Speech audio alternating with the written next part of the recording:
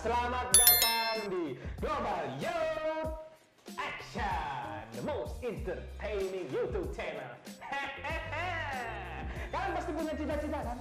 Aku juga. Semua orang pasti punya cita-cita. Tapi apakah kalian masih mengejar dan mengusahakan cita-cita itu sampai sekarang? Atau kalian sudah menguburnya dalam-dalam hingga lagi tidak ada bekasnya sama sekali? Atau jangan-jangan kalian udah lupa cita-citaku apa ya? Waktu TK sih kayaknya cita-citaku jadi pemadam pilot atau pilot kebakaran, atau mungkin kalian udah lupa. Atau kalian masih ingat cita-cita kalian dan masih memperjuangkannya sampai saat ini? Tulis di kolom komentar biar kita bisa semacam tahu gitu. Oh, ada orang bercita-cita ini dan dia masih bergerak, aku harus tanya, akan aku pengen jadi begitu juga gitu. Biar kita bisa saling bantu, kita bisa saling sharing gitu. Tulis. Hari ini kita kedatangan tamu yang sangat spesial, sangat ganteng, sangat tidy, sangat good looking, Mas Daniel. Iya. Nama panjangnya siapa? Ya, namaku Daniel Saputra Wahyudi. Daniel Saputra Wahyudi. Ini apa kuliah nih Mas? Sorry. kuliah di mana Mas? Oh, aku kuliah di UGM. Kuliah di UGM. Ya. Jurusan biologi. Jurusan biologi. Ya. Oke. Nah, sama Mas Daniel ini kita akan sharing-sharing tuh gimana perjalanan dia menggapai cita-citanya. Apakah itu akan heroik, apakah akan dramatik, apakah akan biasa aja, aku nggak tahu. Tapi kayaknya akan menarik deh, karena dari view-nya gitu kan dia udah eye catching banget kan. Pasti lu cewek-cewek pada mungkin yang cowok juga sih. Cowok juga, cowok. Kalau yang cewek begitu bahaya. Oke, sebelum kita lanjutkan sesi ngobrol-ngobrol hari ini, tolong di subscribe dulu channelnya sama pencet, jangan lupa dipencet itu loncengnya biar kalian nggak ketinggalan cerita-cerita menarik dari mahasiswa-mahasiswa yang menarik. Langsung nih Mas Daniel, biologi ya? Iya, bener banget. Biologi.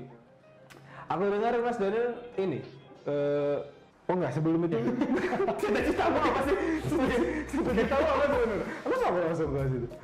Oke, Mas Daniel cita-citanya apa?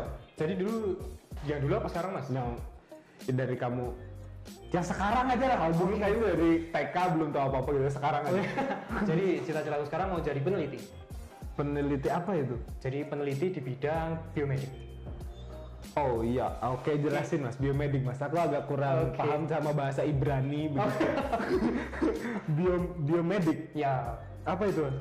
jadi kita itu, kalau aku pengennya tuh jadi peneliti di bidang yang berkaitan dengan kesehatan. Jadi kayak misal penemuan obat cancer atau treatment cancer, jadi semacam itu. Oh, jadi kayak di lab gitu. Bener banget Mas. Apa pakai masker gas Iya. gitu. Beneran gitu. Iya, bener-bener. Oh, jadi kamu kayak infectious virus gitu juga. Sebenarnya kalau peneliti itu kayak langsung pegang gitu. Bisa jadi Mas. Iya, tergantung dia fokusnya di apa. So, kamu mau jadi itu sih? Itu kan sangat disgusting. Nah, kenapa kamu mau jadi itu ya? Jadi sebenarnya kalau teman-teman mau tahu, jadi sebenarnya saya tuh kan pengennya dulu tuh pengennya jadi dokter, karena mungkin karena banyak alasan, jadi saya nggak bisa jadi dokter.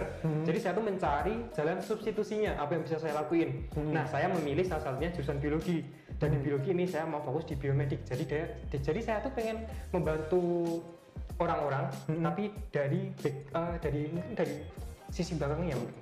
Iya, kayak back end nih gitu. Bener banget. Tapi kan itu beresiko nih. Iya.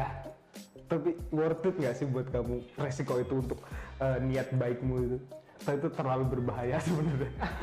Ya karena mungkin saya tertarik, jadi saya nggak mikir bahayanya sih. Oh, jadi kalau ada orang-orang suka olahraga ekstrim gitu ya, kamu suka obat? Bukan, kamu suka profesi ekstrim. Oke, good, nice, wow. Benar.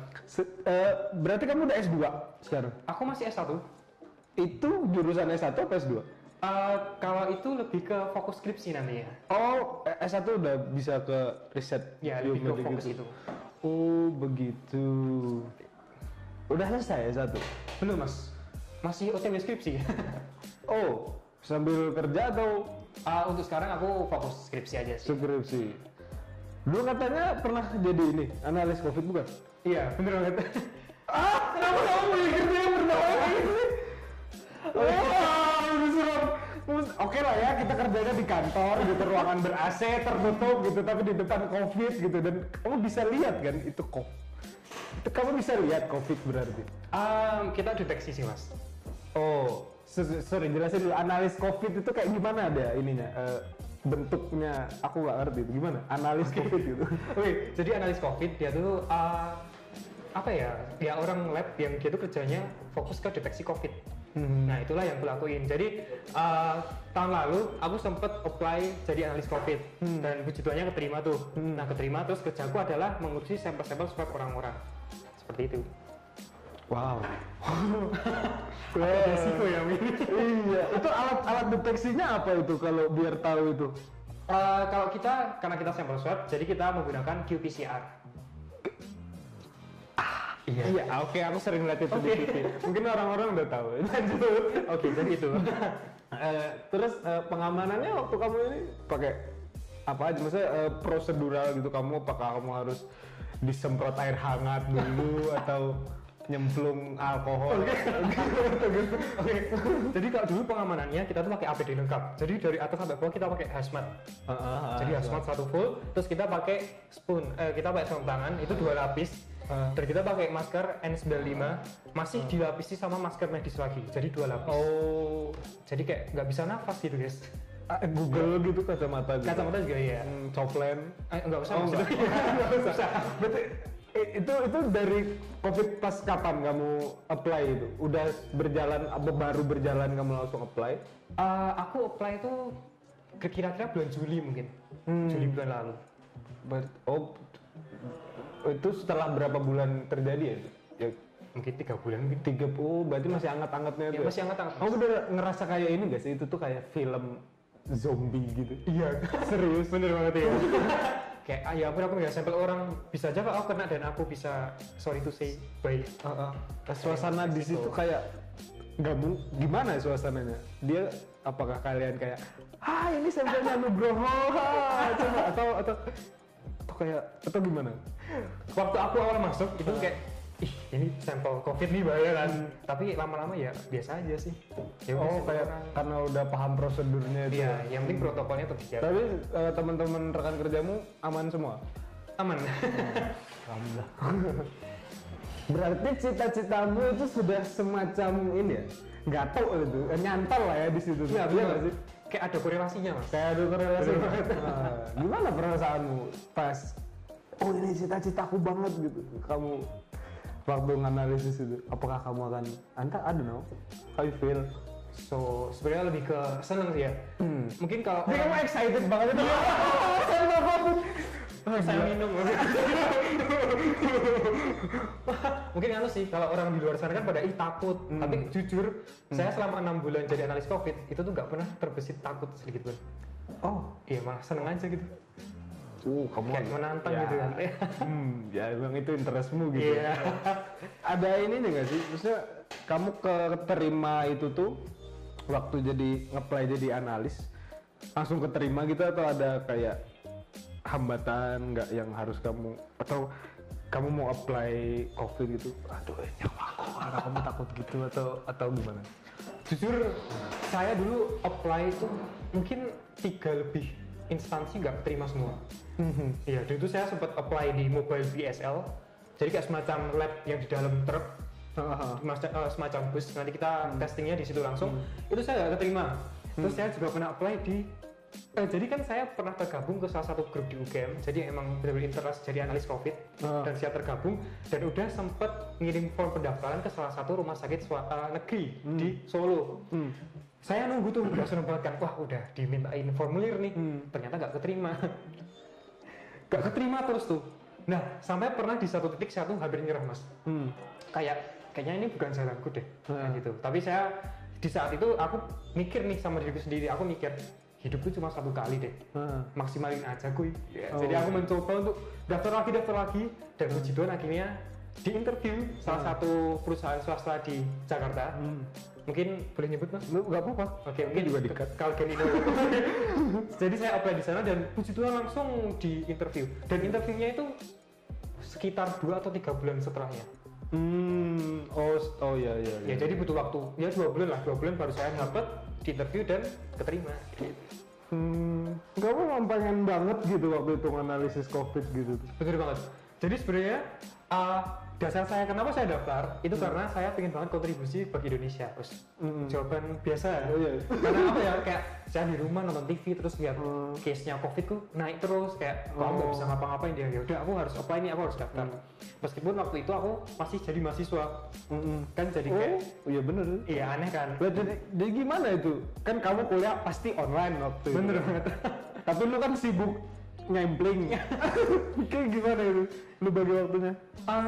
Gimana ya mas? Jadi sebenarnya yang penting kita nyusun prioritas dulu sih. Jadi kita nyusun skala prioritas. Jadi dulu tuh aku bikin semacam list. Prioritas pertama tuh apa, kedua tuh apa. Nah itu yang harus aku selesaiin lebih dulu. Itulah yang membuatku. Dalam kasusmu itu apa? Apa ya? Mungkin jadi mungkin sedikit sharing mas. Iya. Dulu kan saya kan waktu jadi saya jadi analis COVID, saya itu shift-shiftan. Jadi saya tuh shift malam. Kerja jam 6 sore sampai dulu tuh pernah paling lama tuh jam 7 pagi. Jadi satu hari itu. Dan setelah jam 7 pagi, saya tuh masih ada kuliah. Kuliah sampai sekitar siang lah, jam 12-an. Nah setelah itu, kadang kan kuliah nih ya, pasti ada tugas. Kerjain tugas tuh.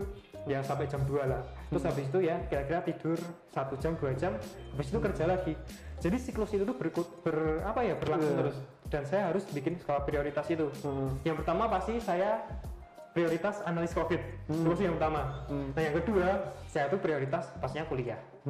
Jadi dua itu yang saya pegang terus. Itu berarti kan bagus itu ya buat portofoliomu nanti kalau kamu iya lagi ya analisis COVID itu kan yang saya cari. Kayak dangerous banget gitu. Apa waktu analisis COVID kamu ketemu pasiennya nggak sih? Jadi kita nggak ketemu pasien, jadi kita yang dapat sampel pasiennya. Oh, iya. Pernah nggak di situ kayak ada malfunction gitu atau yang terus tiba-tiba, wah keluar ruangan? Ada nggak sih? Jujur belum pernah sih. Oh, alhamdulillah. Karena benar-benar di sana tuh protokolnya tuh ketat banget dan kita tuh setiap analis tuh bener kerjanya tuh sesuai protokol banget pokoknya. Jadi aman. Jadi nggak yang gemeter gitu nggak? Ya awal-awal sih pasti gemeter ya. Rekan kerjamu dari mana aja waktu itu? Jadi rekan kerjaku tuh mayoritas lulusan S1 dan S2. Jadi ada yang S2 dari Taiwan atau Oh, tapi kamu belum lulus sendiri? Iya. Kamu dibully nggak? Malah dapat kakak. Jadi dapat kakak. Iya, dapat mentor di sana gitu. Jadi untuk sekarang udah nggak analisis itu? Untuk sekarang saya resign karena mau fokus skripsi mas. fokus Iya, skripsi. jadi saya harus merelakan itu. Skripsimu tentang Tentang cancer, apanya? kanker. Jadi kita terapi medan listrik buat kanker. Oh, cara menyembuhkan kanker pakai Medan listrik. medan listrik. Bener banget. Aku boleh dengar bocorannya nggak sih?